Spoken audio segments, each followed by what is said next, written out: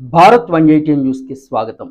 ఆముదాల వలసలో అభివృద్ధి కంటే విధ్వంసమే ఎక్కువ చేశారని ఆరోపిస్తున్నారు స్వతంత్ర అభ్యర్థి సువారి గాంధీ.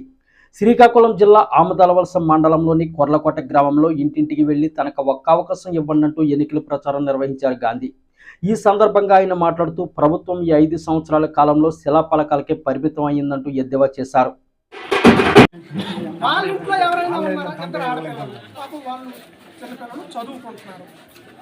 వారికి ఎటువంటి ఆదాయం అనేది కాదు. కొనుక్కు వీళ్ళిద్దరికి ఏమైనా ఇండస్ట్రీస్ ఉన్నాయా, లేక వీళ్ళు ఏమైనా ఆఖరి శ్రీమంతులా?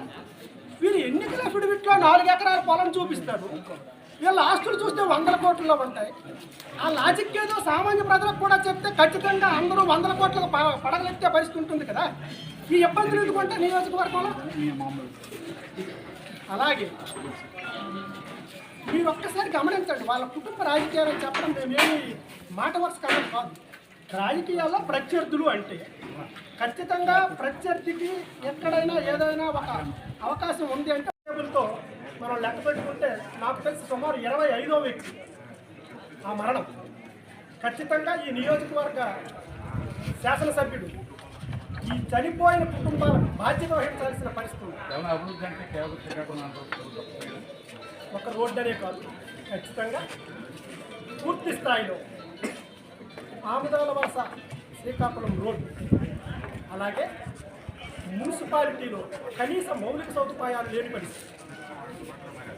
అసలు వాస్తవానికి చెప్పాలంటే ఆముదాల వలస అంటే ఏ అంటే అల్లుడు, ఎం అంటే మామ, వలస, అల్లుడు మామల వలసగా మార్చారు.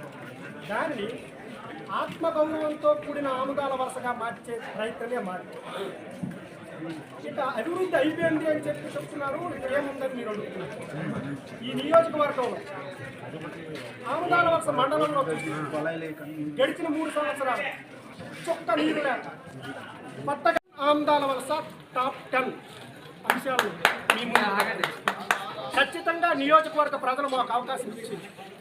ఖచ్చితంగా రాబోయే 5 సంవత్సరాలు 10 అంశాలను ఖచ్చితంగా ప్రజలకు పూర్తి చేసే దిశగా మేము ప్రయత్నం చేస్తాం. నెంబర్ 1 అధికార